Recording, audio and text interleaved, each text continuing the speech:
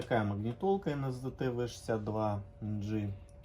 Значит, она загружена у нас сейчас карточкой, но, как мы видим, работает, но менюшки настроек нам не дает. То есть при необходимости что-то настроить, нам выдает сообщение, что SD-карта не поддерживается. Значит, данную SD-карту, данные на SD-карту мы скачиваем с раздела oldpdbh.sec, вот этого раздела. Здесь у нас карточка NSDT V62. Вот этот образ мы скачиваем.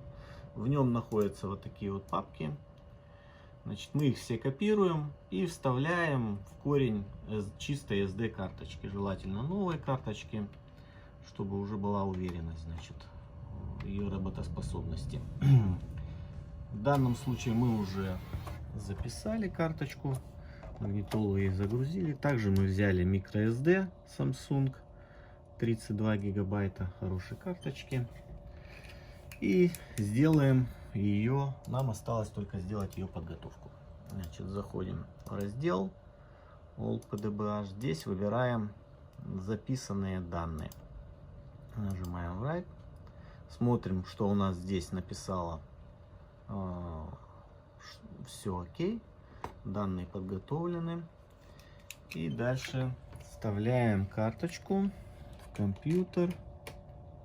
Значит, на рабочем столе создался файл.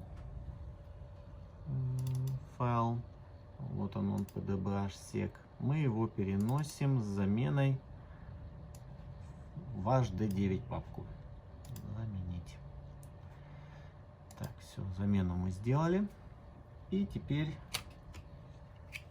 перезагружаем. Точнее, магнитола у нас загружена. Мы сейчас вставляем. Карточка привязывается, в принципе, все. Ну и у нас появляются все настройки для магнитолы. То есть все работает. При необходимости можно сделать настройку.